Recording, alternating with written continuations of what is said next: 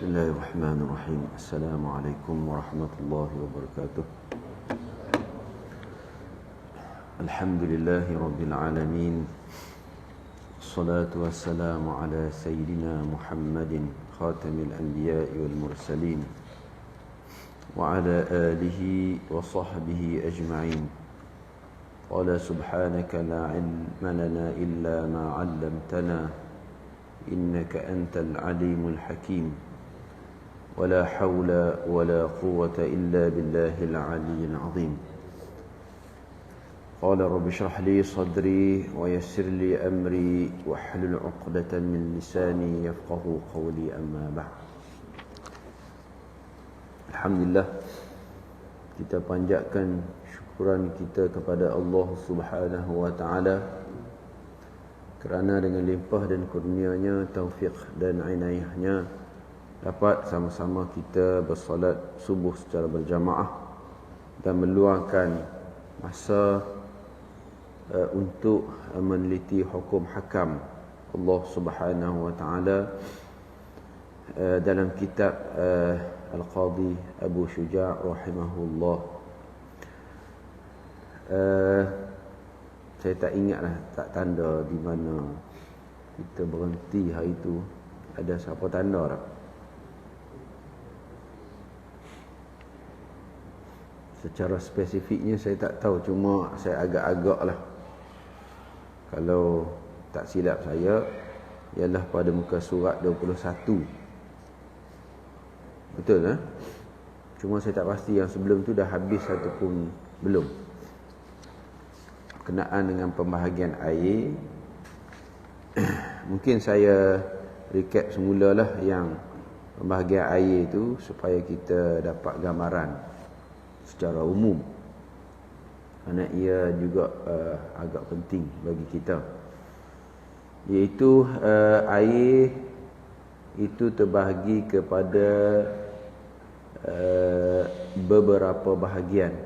Di sini ada 4 bahagian kalau muka surat 20 tu, iaitu suci, air yang suci dan menyucikan serta tidak makruh untuk bersuci, iaitu air mutlak. Mana air itu ia suci dan ia ada kekuatan untuk menyucikan, makna boleh kita guna untuk mengangkat hadas, untuk berwudu, untuk mandi wajib. Itu air kategori yang paling tinggi, kerana ia mempunyai 2 sifat sekaligus. Sifat dia sendiri suci dan ia boleh menyucikan. Yang kedua ialah kategori air yang suci dan menyucikan, yang makruh. Beza dengan yang tadi. Yang tadi suci dan menyucikan dan tidak makruh digunakan. Yang kedua ini suci dan dia boleh menyucikan, boleh guna untuk wudu, tayamum dan basuh najis, tetapi ia makruh digunakan, iaitulah air musyammas, air yang dipanaskan dengan cahaya matahari yang terik, di dalam bekas yang boleh ditempah, maka itu air yang suci dan menyucikan, cuma ia makruh. Cuma pandangan ini ialah pandangan mazhab Syafi'i, tapi pandangan ulama-ulama mazhab Syafi'i yang sebahagiannya seperti Imam Nawawi, dia tidak memasukkan, dia tidak menerima pembahagian ini, kerana baginya tidak ada tambahan ini, kerana air itu jikalau ia boleh memudaratkan, kalau air, sebab dia kata air musyammas tu sebab apa makruh, sebab ia boleh memudaratkan. Dia kata kalau sekadar andaian memudaratkan, dia tidak makruh. Kalau ia confirm boleh memudaratkan, bukan ia makruh, ia adalah haram, kerana memudaratkan diri sendiri tanpa sebab itu hukumnya adalah haram.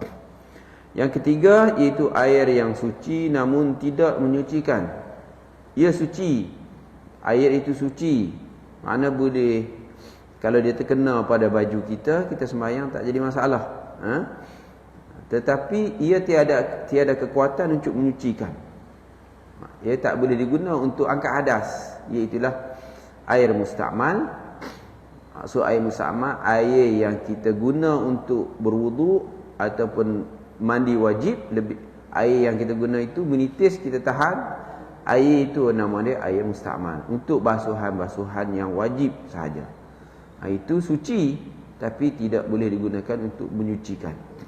Begitu juga suci dan tidak boleh menyucikan, iaitu air yang bercampur dengan bahan-bahan yang suci yang boleh mengubah sifatnya. Seperti air mutlak tadi itu, contoh dimasukkan kopi. Kopi itu suci, air itu sucilah. Kopi itu suci, tapi bila campur dengan air menyebabkan sifatnya, iaitu warnanya berubah dan rasanya juga berubah, maka jadilah ia suci tapi tak boleh menyucikan. Maksud tak boleh menyucikan, maksud dia suci iaitu kalau kena baju kita semayang, tak ada masalah, tetapi dan ia boleh diminum, tetapi ia tak boleh digunakan untuk berwuduk ataupun mengangkat hadas besar. Kemudian yang terakhir iaitulah air najis, iaitu air yang bercampur dengan najis yang jumlahnya tidak mencapai 2 qullah. Qullah ini iaitulah istilah syarak lah, bukan qullah. 2 qullah yang di bawah itu disebut lebih kurang 270 liter. Jadi kalau najis jatuh dalam air yang kurang daripada 270 liter ni, walaupun tak berubah, kalau kurang daripada 270 liter, walaupun tak berubah sifatnya, maka ia adalah air mutanajis. Tetapi kalau lebih daripada 270 liter, dia kekal air mutlak, kecuali kalau berubah sifatnya, jadilah air mutanajis menurut mazhab Syafi'i. Okey. Selesai itu. Jadi kalau kita habis tak habis pun kira kita dah sekurang-kurangnya kita dah bacalah semua tu. Jadi kita akan masuk kepada tajuk yang baru pada muka surat 21 yang diberi tajuk oleh penterjemah ini sebagai penyamakan kulit bangkai, iaitu kita sebut juga sebagai sertu, kan. Qala al-musannif rahimahullah wa nafa'ana bi'ulumihi fid darain amin. Juludul maitati tathuru bid-dibaghi illa jildal kalbi wal khinziri wa ma tawallada minhuma aw min ahadihima wa 'azmul maitati wa sha'ruha najisun illa al-adami. Dia kata kulit bangkai binatang,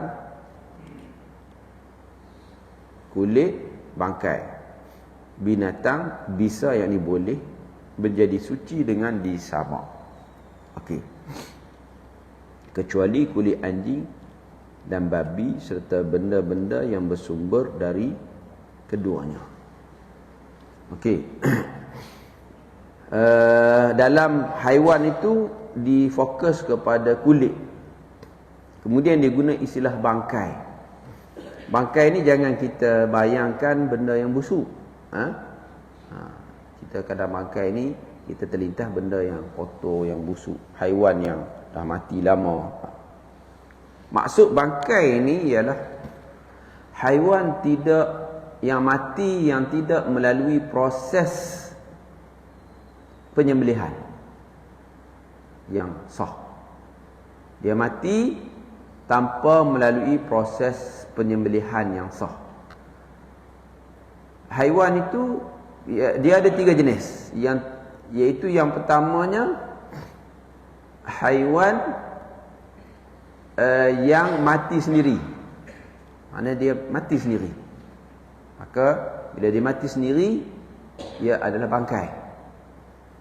Walaupun tak busuk lagi, diistilahkan sebagai maitah. Kita terjemah dalam bahasa Melayu sebagai bangkai. Yang kedua, haiwan yang mati dan disembelih, tetapi sembelihan tidak memberi kesan kepada haiwan tersebut. Iaitu apa? Itu haiwan yang tak boleh dimakan. Haiwan yang tak boleh dimakan, jika disembelih sekalipun, tapi tetap tidak dianggap sebagai suci, ia jadi bangkai juga. Walaupun disembelih cukup syarat semua. Disembelih oleh orang Islam, putus urat marik dan seumpamanya, tetapi dia bukan haiwan boleh dimakan seperti keldai umpamanya, maka ia juga dianggap sebagai bangkai. Kemudian seterusnya haiwan yang disembelih tetapi tidak cukup syarat sembelihan. Haiwan boleh makan tapi dan disembelih, cuma sembelih itu tak cukup syarat. Umpamanya ia disembelih oleh orang bukan Islam, oleh penyembah berhala, maka ia juga dianggap sebagai bangkai. Jadi 3 jenis haiwan tersebut, dia kata, adakah semua komponen ataupun anggota haiwan itu dianggap najis? Di sini dia kata tidak bagi kulit. Dia kata kulit bangkai binatang bisa yang ini boleh menjadi suci dengan disamak, kecuali anjing dengan babi serta keturunan. Maksud keturunan ni kacukan antara anjing dengan babi ataupun anjing dengan haiwan-haiwan yang lain atau babi dengan haiwan-haiwan yang lain, walaupun haiwan itu haiwan yang boleh dimakan, maka itu saja yang tak boleh. Sebelum itu kita nak tahu kenapa timbul isu ni. Timbulnya ialah satu kaedah bagi haiwan, apa-apa sahaja yang apabila ia mati tanpa sembelih, maka dia tak boleh guna. Mana dikira haiwan itu sebagai bangkai lah kalau tak melalui proses sembelih, kecuali ikan dan belalang, kan? Itu saja. Ikan ni termasuklah benda-benda yang lain, bukan yang apa dalam mazhab Syafi'i dia kira kerang apa semua masuk semua, kan? Haiwan yang hidup satu alam, iaitu di dalam air, kebanyakannya diistilahkan sebagai ikan lah, secara umum. Jadi kategori itu tak sembelih pun boleh, tak ada masalah. Dalam mazhab Hanafi dia tak boleh. Dia kalau ikan mati sendiri, bukan ikan yang ditangkap kemudian baru mati. Kalau ikan ditangkap, diambil daripada air, dibawa ke daratan, itu tak ada masalah. Tapi kalau ikan itu mati sendiri, timbul tu, walaupun bukan disebabkan penyakit atau seumpamanya, maka dia tidak dibenarkan dalam mazhab Syafi'i. Dari sudut itu dalam mazhab Syafi'i, mazhab Hanafi, dari sudut itu mazhab Syafi'i lebih mudah, kita boleh, tak ada masalah. Sebab ikan secara totalnya tak perlu disembelih, walaupun ikan itu ikan yang besar, tak perlu disembelih. Jadi selain daripada dua itu, mesti melalui kesembelihan barulah ia dianggap sebagai suci, kan? Okey.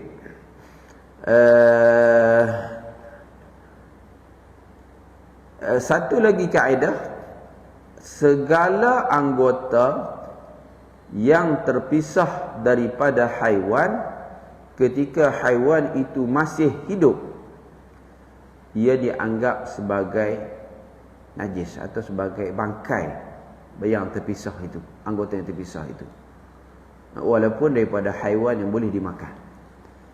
Contohnya lembu, kita kerat ekor dia dulu, ekor tu bangkai. Lembu tu tak ada masalah lah, dia masih hidup. Ekor lembu itu adalah dianggap sebagai bangkai, tak boleh dimakan. Dia anggap sebagai najis lah bangkai.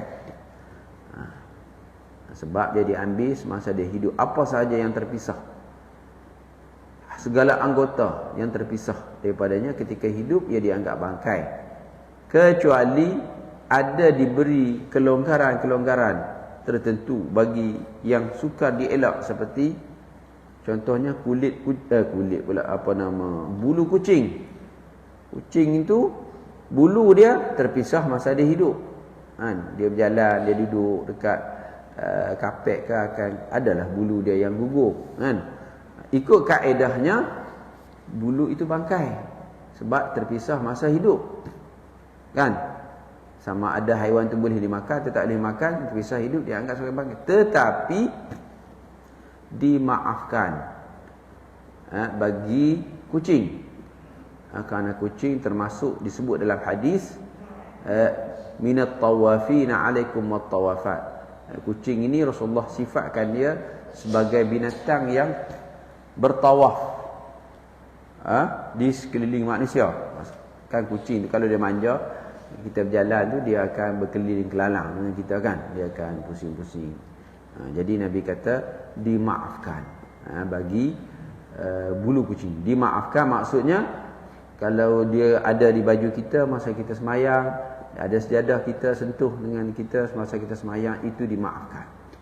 Tapi tak bolehlah kita ambil bulu kucing itu sengaja buah dalam poket. Tak bolehlah, itu tidak dimaafkan. Kerana itu ada unsur kesengajaan kita. Jadi begitu. Kembali kepada yang kita sebut ni, maknanya haiwan ni boleh jadi najis, boleh jadi tidak najis. Masa hidup haiwan tu tidak najis, kecuali tahi dia apa semualah, najis tu najislah. Kucing itu, seluruh badan kucing itu tidak dianggap najis, walaupun kita tak boleh makan. Jangan kita anggap haiwan yang tak boleh makan itu najis. Tidak, haiwan yang tak boleh makan bukan najis masa hidupnya, kecuali anjing dengan babi. Yang lain semua suci. Kucing masuk dalam masjid, nak kena basuh ke? Tak, kecuali kita nampak confirm terang dekat kaki kucing tu dia pergi pijak najis, masuk, barulah kita kena cucikan. Tapi kalau tak nampak najis, maka dimaafkan. Hatta punggung kucing tu, dubur kucing itu juga dimaafkan. Kalau nak ikut, kucing tak pernah basuh kan, dia buang air, dia tak pernah basuh macam kita kan, istinja pun tak ada kan. Tetapi dimaafkan. Maksud dimaafkan, kalau kucing itu naik atas badan kita semasa kita semayang, tak jadi masalah. Sebab dia dimaafkan. Jadi jangan terlalu bila belajar najis kucing tak basuh, makna punggungnya sentiasa bernajis. Jadi kalau dia naik atas badan kita semayang, kita menanggung najis, maka batallah semayang kita. Tak, dia ada benda-benda yang dimaafkan.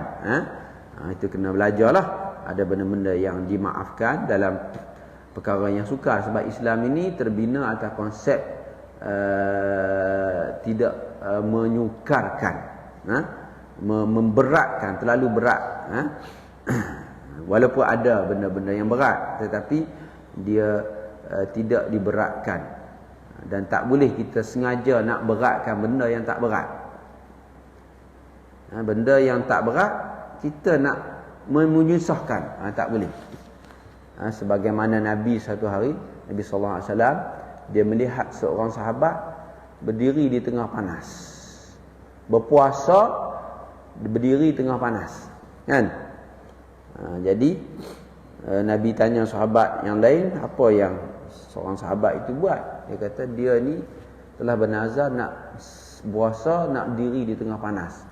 Sebab dia kata bagi dia puasa biasa ni dia duduk puasa dah, dia tak ada cabaran. Jadi nak dapat pahala banyak kononnya, nak bagi cabaran lebih, maka dia sengaja pergi duduk di tengah panas. Nabi kata pergi duduk tempat teduh dan teruskan puasa.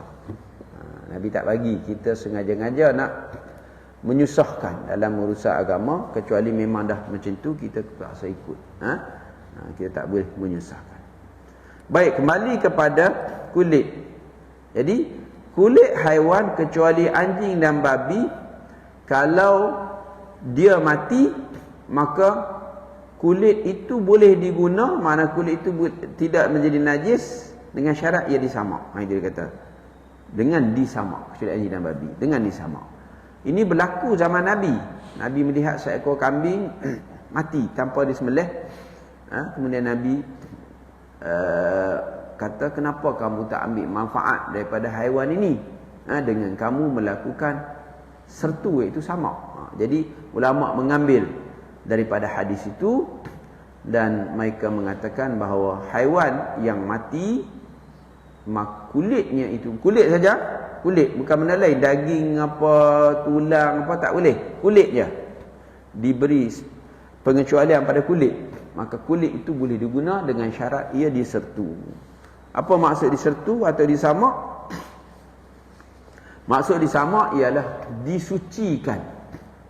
Dicuci menggunakan bahan yang kita sebut tajam lah. Bahan tu tajam. Kalau dalam kitab-kitab negara Arab zaman dulu, dia sebelum ada sabun, ada apa semua ni, dia guna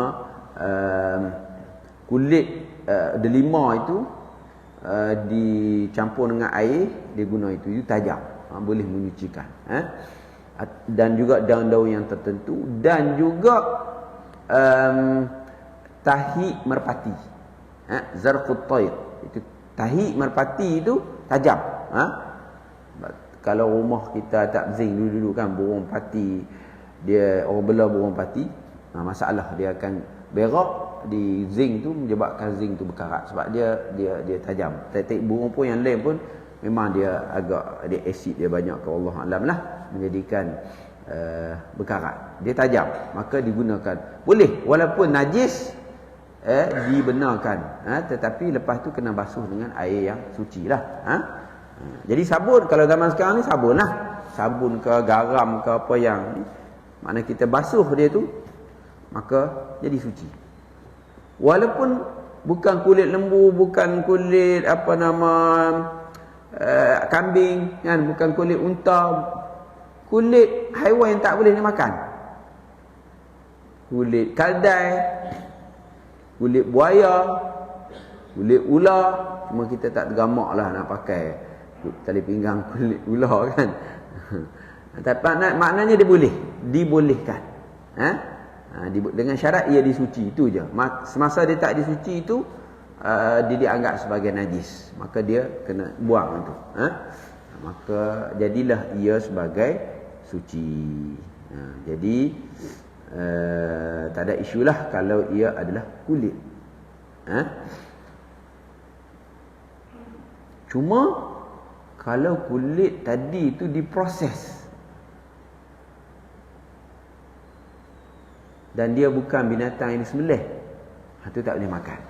Dah kita kata-kata suci tadi, kita kata suci, kulit kaldai ke, kulit buaya ke, proses pula. Manusia ni kan berinovasi. Dia proses, dia buat pula satu produk makanan daripada kulit haiwan.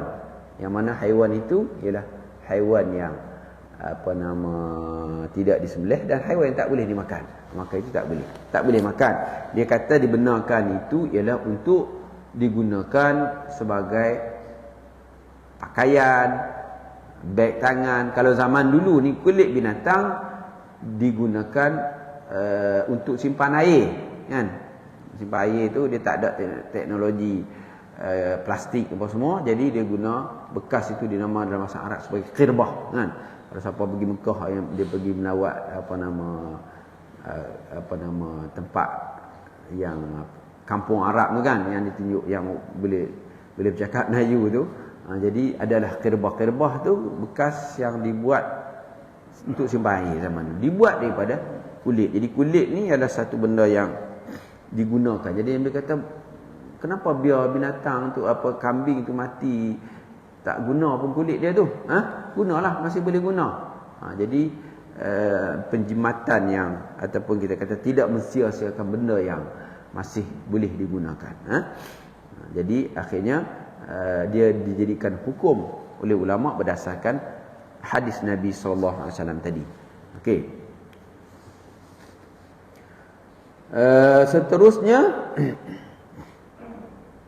kecuali anjing babi itu tak boleh. Kemudian dia kata tulang dan bulu bangkai adalah najis kecuali mayat manusia. Tulang haiwan yang tak disembelih lah. Ni cerita bangkai, kita cerita bangkai je ni. Mana bangkai yang boleh guna kulit je, kecuali anjing dan babi. Yang lain, yang bangkai tu tulang dan juga bulunya dia anggap bangkai. Maksud dia anggap bangkai tak boleh gunalah untuk bawa dalam semayang. Tak boleh. Tulang dia buat, dia ukir tulang haiwan yang tak boleh dimakan ataupun yang boleh makan tapi tak disembelih, maka tulang tak boleh. Dia ukir ke apa-apa, dia buat rantai. Itu tak boleh. Ia adalah bangkai. Dan juga tulang ni kita tak boleh, kita dah bincang dah tak boleh istinja, kan? Sebab tulang ni adalah makanan jin. Makanan jin. Makanan secara bukan zahir lah. Bukan makna dia pergi makan hilang fizikal tulang tu, tak. Dia cara dia makan wallah alam, itu cerita jin. Kita tak tahu macam mana. Tak payah nak ambil tahu lah. Kalau siapa nak ambil tahu tu ambil tahu lah. Saya tak berminat nak ambil tahu tentang jin. Sebab siapa nak ambil tahu nak kena jumpa dengan jin lah. Saya tak mau. Siapa nak ambil tahu lah. Tapi yang dinukilkan oleh ulama memang cerita jin dia makan tulang tu, tulang tu dia ada benda yang tak fizikal atas tulang tu yang dia makan. Lebih daripada tu wallahu alam.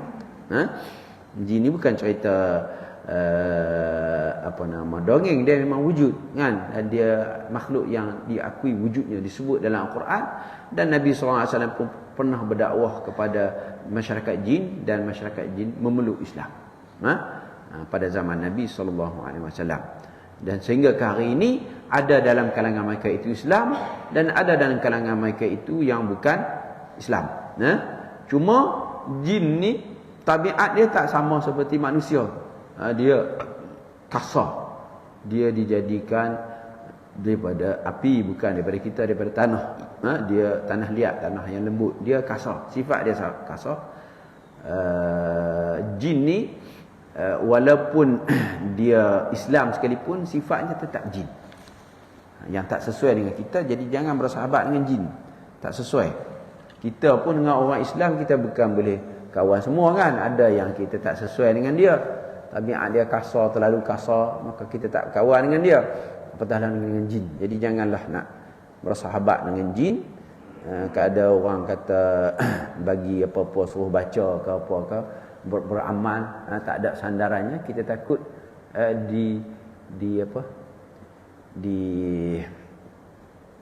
disukai oleh jin, dan jin akan datang. Sahabat saya, jiran saya, dia terlibat dululah, dia pernah terlibat dengan rawatan Islam. Dia belajar betul-betul lah dari Syifa dan beberapa tempat dia belajar, dan dia beramal. Dia belajar, makna dia praktis. Dia pergi, ada orang panggil kerasukan, dia pergilah baca ruqyah apa semua, kan? Lama juga dia beramal tu. Dia kata satu ketika dia beramal itu, dia berubat orang yang berubat tu nampak ada seorang duduk sebelah dia. Bila dia tanya, bila bercakap, dia akan cakap juga dengan orang tu. Dia kata mari mana apa semua, dia akan tanyalah. Dia berubat dengan orang lain pun ada juga yang datang duduk sebelah dia. Ni duduk sebelah dia ni. Duduk tengok aja, duduk tengok, tak buat apa, tengok aja. Baik, bukan dia kacau tak kacau, dia hanya duduk situ, dia tengok aja. Dia pergi berubat orang lain pun sama juga. Rupanya jin itu dia ikut dia. Jin tu dia ikut perawat Islam tu tanpa dia rasa sedar. Akhirnya barulah dia berusaha untuk bercakap, berkomunikasi dengan jin itu. Dia kata jangan ikut saya tak suka apa semua. Jin tu berlari ya. Mana jin ni kita tak nampak dia.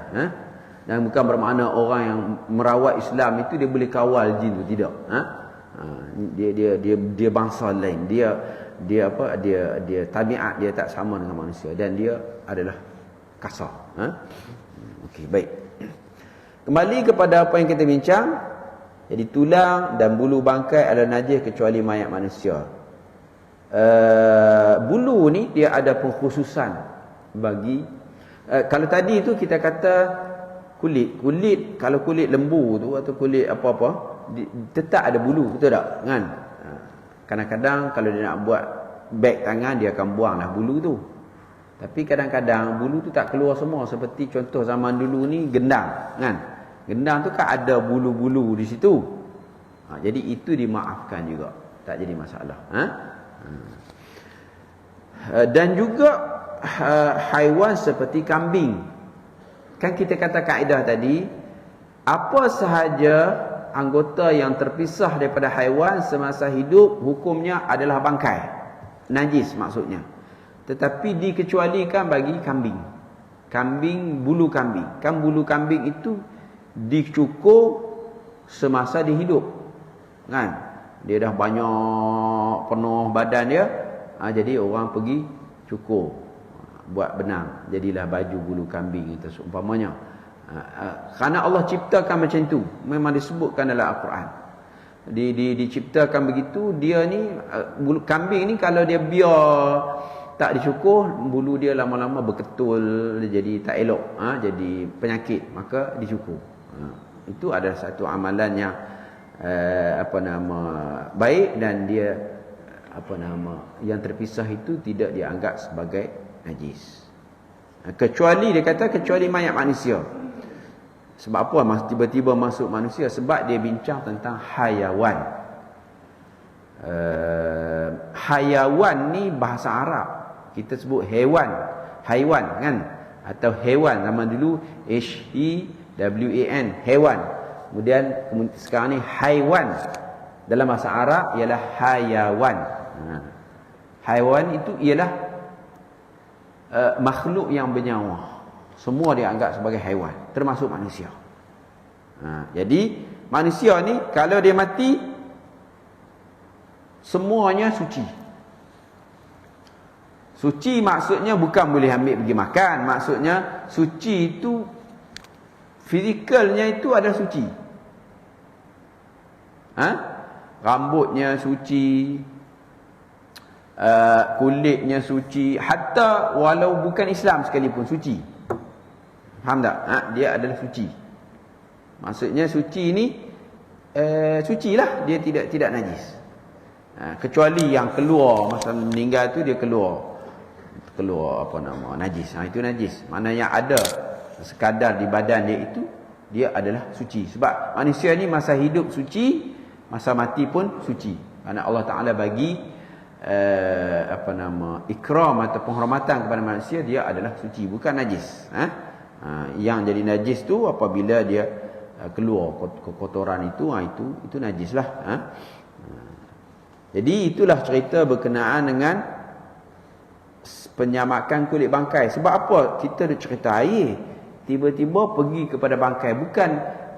Bukan nak cerita kenapa dia tak cerita terus pergi ambil cerita bab wudu. Kan kita cerita bab semayang, tapi kenapa cerita bab kulit?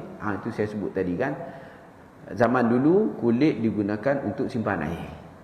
Jadi oleh kerana kita dah bincang kategori air tadi tu, air yang suci, menyucikan dan seumpamanya itu, maka sekarang wadah untuk simpan air itu ialah salah satunya zaman dulu ialah bekas yang dibuat daripada kulit binatang. Maka pengarang pun membincangkannya terlebih dahulu. Itu silibus dia sesuai pada zaman tu. Tapi kita ikutlah, tak ada masalah. Kemudian ada yang kaitan juga dengan tempat isi air, iaitulah disebut sebagai bijana. Bijana ni apa-apa wadah, apa-apa bekas untuk simpan air. Jadi dia pun bincang berkenaan itu, iaitulah masuklah tajuk larangan menggunakan emas dan perak sebagai bijana. Maksudnya menggunakan emas sebagai cawan. Cawan dibuat dengan emas. Gelas dibuat daripada emas. Periuk dibuat daripada emas. Segala peralatan makan tu, sudu, garpu dibuat daripada emas. Itu nak dibincangkan di sini. Kata pengarang, wala yajuzu isti'malu awani adh-dhahabi wal fiddati wa yajuzu isti'malu ghairihima min al-awani. Tidak boleh menggunakan bijana, itu wadah emas dan perak, dan boleh menggunakan bijana selain dari keduanya. Maknanya simple je, dia kata tak boleh guna bekas yang dibuat daripada emas dan perak. Tak boleh guna ni orang lelaki dan juga orang perempuan. Orang perempuan boleh guna emas untuk pakaian, untuk perhiasan, untuk perhiasan. Orang lelaki tak boleh guna emas untuk perhiasan, tapi boleh guna perak untuk perhiasan. Tapi dalam bab mengguna bekas minuman yang dibuat daripada emas ataupun perak, hukumnya haram. Kenapa haram? Utamanya memang disebut dalam hadis, dan dia menceritakan di situ berkenaan dengan yang pertamanya menyerupai sifat orang kafir, dan yang keduanya dia ada satu bentuk takabur. Sebab emas adalah perhiasan. Perhiasan digunakan sebagai perhiasan. Pakai gelang, dipakai cincin dan seumpamanya. Tetapi tiba-tiba dia ambil emas itu, dia buat, dia nak lebih daripada itu, dijadikan bekas minuman. Ni sifat-sifat orang kaya, kan? Kalau orang kaya di negara Teluk tu sampai tandas, mangkuk tandas pun dibuat daripada emas. Itu memang sifat orang kaya yang bongkak lah, kan? Pasalahnya duit lebih bagi kepada orang, sedekah dia mungkin dia sedekah, tapi sifat takabur dia tu ada, sampai tandas tempat yang paling tak elok lah atas dunia ni, tandas lah, kan, dibuat daripada emas. Jadi Islam dia tak mau benda tu. Dia kata bukan sekat tandas, bekas minum pun tak boleh, sudu pun tak boleh, apa sahaja benda, kerusi, meja tak boleh, tak boleh. Kerana sifatnya itu ialah dia bukan perhiasan sangat, dia adalah penggunaan. Jadi apa sahaja yang digunakan bukan untuk perhiasan tak boleh emas ni, untuk perhiasannya. Itu konsep dia. Kalau zaman dulu emas digunakan mata wang, sebagai mata wang. Tu dia makna guna dia kegunaan yang tertentu, perhiasan. Dan perhiasan itu mestilah memang ia perhiasan. Sebab tu kalau jam sebagai contoh, orang perempuan jam dia, jarum dia emas, kan, ataupun komponen-komponen dia itu emas, itu tak jadi masalah. Sebab jam ini walaupun dia benda guna, tetapi dia adalah sifat perhiasan itu pada zaman ini sudah menjadi satu benda yang pentinglah pada jam. Sebab kita beli jam, kita akan pilih, kita pergi kedai jam, kita akan pilih. Kalau kata hanya guna saja, tak payah pakai jam dah zaman sekarang, pakai handphone ada jam. Kalau betul-betul jam itu hanya untuk guna saja, kita pergi kedai, ambil lah mana-mana. Pergi kedai, saya minta yang paling murah sekali, sebab saya nak guna untuk waktu. Tak, kita akan cari yang elok. Jadi ia adalah perhiasan. Maka ulama kata kalau emas untuk wanita lah, boleh dijadikan perhiasan untuk hatta cermin mata pun. Cermin mata ni benda guna, macam cawang pun lah, benda untuk kegunaan, bukan perhiasan. Asalnya untuk nampak, tapi dia dah jadi perhiasan, kan? Betul tak? Buktinya ada juga orang mata tak kabur, tapi pakai juga cermin mata, perhiasan. Buktinya juga kita masuk dalam kedai cermin mata, bukan masuk beli, keluar bayar test mata, tengok. Tak, kita akan pilih. Kadang-kadang tu berjam-jam, tak selesai satu kedai, pergi kedai lain pula. Tak kena dengan, ada kata dengan apa, pattern muka tak kena. Dia mana perhiasan. Jadi bagi orang perempuan boleh pakai cermin mata emas, boleh. Tapi kalau lebih daripada nisab nanti kena bayar zakat lah. Boleh lebih, dia boleh pakai. Orang lelaki nak pakai perak, cermin mata perak boleh, tapi jangan pakai emas lah. Sebab lelaki itu khususnya dibenarkan untuk perak. Jadi kembali kepada apa yang diceritakan tadi itu, maka tidak boleh kita gunakan emas, kecuali emas dan perak, kecuali untuk perhiasan. Kalau untuk tujuan-tujuan lain itu tidak dibenarkan, tak boleh. Zaman dulu dalam satu kisah disebut dalam hadis yang panjang, menceritakan seorang sahabat dia perang ni hidung dia putus kena dengan parang, kena dengan pedang, putus. Jadi dia pakai emas. Zaman dulu tak ada teknologi nak boleh pakai pembedahan plastik kan macam sekarang, ataupun nak ambil dia mana-mana pergi buat hidung, tak boleh. Jadi diguna emas. Dan itu dibenarkan zaman tu sebab emas adalah satu-satunya solusi untuk memperbaiki wajah. Sebab dalam Islam, dalam kosmetik ni, dia tak bagi kita ubah wajah kita. Wajah kita tak boleh. Itu ciptaan Allah. Mengubah ciptaan Allah haram, tak boleh. Nak pergi buat hidung bagi mancung ke, nak mata nak bagi itu besar ke, tak boleh. Tetapi dibolehkan hanya dalam kategori keperluan yang mendesak, iaitu kalau dia tak buat benda tu menyebabkan dia hidup dia susah. Dia tak boleh nak keluar dalam masyarakat ataupun dia rasa terhina. Maka itu dibenarkan. Boleh buat pembedahan, contoh kanak-kanak yang baru lahir, dia mulut dia rabit yang kita sebut rabit ya. Jadi boleh buat mengubah ciptaan Allah, tapi dibenarkan sebab apa? Sebab dia susahlah hidup dia nanti kalau kita tak buat pembedahan. Itu boleh. Katalah naudzubillah hilang telinga kita sebelah ke, susahlah kita kan. Jadi susah kita duduk dalam masyarakat, orang duk gelar kita tak ada telinga ke, hidung tak ada ke. Jadi boleh dibenarkan. Zaman dulu tak ada teknologi yang macam zaman sekarang, dia guna emas, dibenarkan. Gigi emas boleh tak? Ni siapa pakai gigi emas tak berani senyum lah. Zaman sekarang tak ada dah kan. 10-20 tahun dulu biasalah kan, gigi emas. Tak cantik pun, tapi emas lah. Gigi emas. Macam tadi juga kaedah dia boleh atau tak boleh. Kalau zaman sekarang memang tak boleh. Kalau zaman dulu mungkin itu adalah komponen ataupun kita kata bahan yang kita kata yang ada pada masa itu. Gigi, teknologi masa itu emasnya cara yang paling mudah. Saya tak pastilah dibuat semua pada emas atau disalut dengan emas. Tapi makna emas tu penting masa itu untuk buat gigi. Tapi zaman sekarang tak boleh dah. Macam dengan hidung tadilah, zaman sekarang tak boleh dah. Boleh guna benda lain, tak boleh guna emas. Nak ambil hadis tadi, nak pakai secara zahir, kata zaman dulu boleh pakai emas, jadi kita pun buatlah emas hidung kita.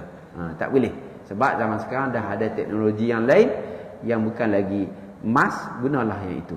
Kalau zaman dulu selagi itu boleh. Sebab zaman Nabi hidung bukan kecil, hidung dibuat dengan emas, ditempa dengan emas, dibuat oleh sahabat Rasulullah sallallahu alaihi wasallam. Jadi penggunaan emas ini adalah suatu yang kita kata yang dibenarkan, tapi dalam kadar-kadar yang tertentu. Kemudian ada juga orang tanya kalau dia sangat diperlukan, contoh mesin ke atau apa-apalah yang terpaksa letakkan emas di situ kan. Kalau itu dibenarkan walaupun untuk orang lelaki. Kalau ada komponen-komponen yang terpaksa guna emas, itu dia terpaksa guna, maka itu tak jadi masalah. Yang tak boleh ni orang lelaki jadikan emas sebagai perhiasan, itu tak boleh.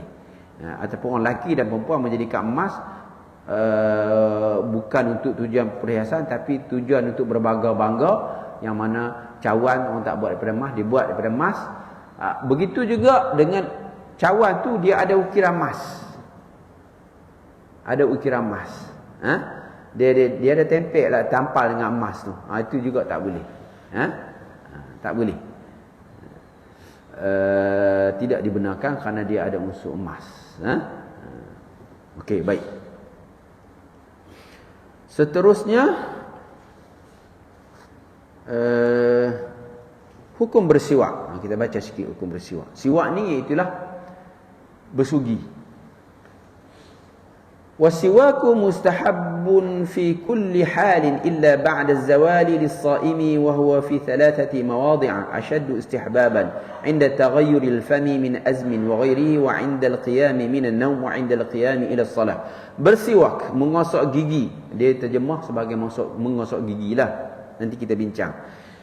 Dia kata bersiwak itu disunnahkan dalam segala keadaan kecuali setelah masuk waktu solat zuhur bagi orang yang berpuasa. Bersiwak sangat disunnahkan sekali dalam 3 hal. Makna dia sunnah, tapi 3 hal ini paling disunnahkan. Makna sangat dituntut. Yang pertama, ketika bau mulut berubah kerana sudah terlalu lama tidak makan maupun minum, atau terlalu lama diam, lena atau seumpama, dan selainnya. Itu yang pertama. Yang kedua, ketika bangun saat tidur, mana selepas bangun, walaupun tidur tu sekejap bangun. Kemudian yang ketiga, ketika akan mengerjakan solat, mana sebelum melaksanakan solat. Maka siwak itu ataupun bersugi itu disunnahkan. Sehingga Nabi kata, laula an asyqa ala ummati la amartum bisiwak 'inda kulli salah. Nabi kata, kalaulah aku ni tak memberatkan umat aku akan perintahkan mereka bersiwak setiap kali nak solat. Ini amalan yang kita tak buat. Nabi kata, kalau tak berat aku nak wajibkan. Mana sunnah yang tinggi lah tu. Walaupun tak sampai tahap wajib. Jadi bersiwak itu suatu yang okey. Sekarang timbul persoalan. Adakah berus gigi sama dengan siwak? Fungsinya sama. Cuma dari sudut keutamaan prioriti dalam syarak, siwak tetap lebih utama. Untuk contoh kita nak mari semayang, nak berus gigi ke nak pakai siwak. Kalau kita berus gigi sekalipun tetap sunnah juga untuk pakai siwak. Siwak tu yang dibuat dia kalau ikut kategori dia, iaitulah yang dibuat daripada kayu arak. Itu yang paling baik. Biasa kita duk beli tu kayu arak. Kayu arak ni banyak, saya tak tahu macam mana dia boleh. Yang kita duk beli tu kayu arak, cuma dia ada kualiti lah, yang ada yang elok atau tak elok kan. Yang kita duk beli tu, dan dia pun sangat bagus sebenarnya. Dan kalau orang beramal dengan siwak ni, dia basuh simpan, kadang-kadang tak basuh pun dia tak berbau busuk. Wallahu alam. Tapi seeloknya kita basuh dululah untuk kita nak guna. Dan sunnahnya ketika sembahyang ni, tapi kita tak buat, jadi jangan kita buat macam tu. Hatta dalam mazhab Syafi'i, katalah seorang itu, mana dia beramal dengan siwak ni, sebelum sembahyang dia pakai siwak. Berus gigi, dia pakai siwak. Katalah satu hari itu dia terlupa, dia takbir, Allahu Akbar, aku tak siwak lagi ni. Sedangkan dia memang tiap-tiap kali sembahyang siwak. Boleh ambil kayu sugi tu tengah semayang tu, siwak, simpan balik, tak batal semayang. Mana tu bagi orang yang beramal lah. Kalau kita tak beramal, tak payahlah buat macam tu. Ni orang beramal. Cuma bersiwak ini, adakah mesti betul-betul sebelum semayang, ataupun dari rumah lagi ke, ataupun kita simpan siwak kita kat sini, atau kita bawa, sekarang kan siwak ada cover macam pen kan, kita guna, ataupun mesti sebelum betul-betul sebelum semayang. Kan kadang kita tengok ada orang masuk sebelum takbir tu dia siwak kan. Boleh lah, sama ada kita nak bersiwak di rumah, atau kita nak bersiwak masa datang berwuduk ke, ataupun apa-apalah, ataupun sebelum solat, itu yang lebih utama lah. Lebih utama. Jadi itu benda yang sangat dituntut. Sebelum nak belajar juga disunatkan siwak. Mana siwak ni kalau nak ikut dia, sebelum nak baca Quran, maknanya kena ada kat orang lah. Itu yang termasuk saya lah. Saya ni pun dia beramal ikut semangat. Ada, kadang ada. Kadang tak ada. Kadang tak ada, lama tinggal. Sebab kadang kebetulan tu di surau-surau, sebahagian surau tu ada orang yang dia nak ambil pahala, dia beli siwak, beli hak elok lah, yang bukan beli hak tak elok, dia beli hak dalam plastik tu kan. Kemudian dia letak kat surau, sila ambil. Jadi orang tu mungkin boleh beramal, dapatlah pahala kat dia. Sebab dalam hadis dia kata ad-dalu al khair ka fa'ili, orang yang tunjuk benda yang baik, kemudian orang tu buat, walaupun dia tak buat, dia dapat pahala. Ini bukan sekat tunjuk, dia bagi pula alat tu. Tiba-tiba dalam ramai-ramai tu dekat seorang duduk bersiwak, dapat pahala kat dia. Jadi adalah kadang-kadang ada tu kita pun ambil ataupun beli dekat mana-mana kan. Tapi siwak tu lepas tu hilang. Kain siwak tu cari tak jumpa dah kan.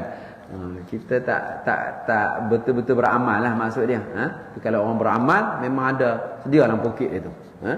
Kejap-kejap dia akan siwak. Sekejap akan siwak. Okey, baik. Saya rasa setakat itu saja untuk kali ini. Kemudian kita masuklah tajuk yang sangat berkait dengan semayang, iaitu rukun wuduk pada pertemuan yang akan datang. Ini penting.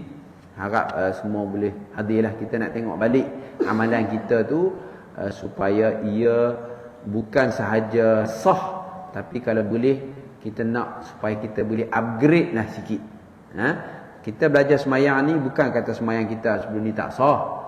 Kita sah, insya-Allah sah lah kan. Tapi bukan apa, kita nak upgrade lah sikit bagi lebih baik. Skill-skill dalam hidup kita tu sentiasa kita upgrade, betul tak? Kita kan skill hidup kita ni semakin upgrade daripada usia yang muda, sekarang dah tua, pengalaman banyak orang kata kan. Jadi skill untuk semayang ni patutlah kita upgrade. Semayang, ibadat-ibadat, makna bagi kualiti tu bertambah. Jangan kualiti semayang kita tu macam 20 tahun 30 tahun dulu, kualiti SPM dulu. Sekarang kita dah kualiti masuk universiti, dah graduate, dah macam-macam kan. So kita upgrade kita punya kualiti itu saja. Dan juga kita kena ingat kita belajar ni dapat pahala. Walaupun kita tak duduk berzikir apa semua kan, tak. Kita belajar. Duduk dalam pahala itu, duduk dalam masjid, dalam surau itu, kalau kita belajar, walaupun kita dengar, tak buat kitab pun, dengar aja, dapat pahala. Apatah lagi kalau kita dengar betul-betul, ada kitab catat, setiap catatan itu akan dapat pahala. Sebab kita belajar ilmu berkenaan dengan cara nak melaksanakan fardu dalam hidup kita. Aqul qawli hadha wa astaghfirullah li wa lakum. Bismillahirrahmanirrahim. Allahumma salli ala sayyidina Muhammad wa ala alihi. Allahumma ij'alna minal ladzina yastami'una al-qawla fayattabi'una ahsana. Allahumma anfa'na bima 'allamtana wa 'allimna ma yanfa'una wa zidna 'ilma. Allahumma ij'al jam'ana hadha jam'an marhuma wa tafarruqana min ba'di tafarruqan ma'suma wa la taj'al Allahumma fina wa la man yatba'una shaqiyyan wa la matrudan wa la mahruma. Wa sallallahu ala sayyidina Muhammad wa ala alihi wa sahbihi wa baraka wa sallam. Alhamdulillahirabbil alamin. Subhanakallahumma wa bihamdika asyhadu an la ilaha illa anta astaghfiruka wa atubu ilaik. Bismillahirrahmanirrahim. Wal 'ashr innal insana lafi khusr. Alladhina amanu wa 'amilus solihat wa tawasaw bil haqqi wa tawasaw bis sabr. Assalamualaikum warahmatullahi wabarakatuh.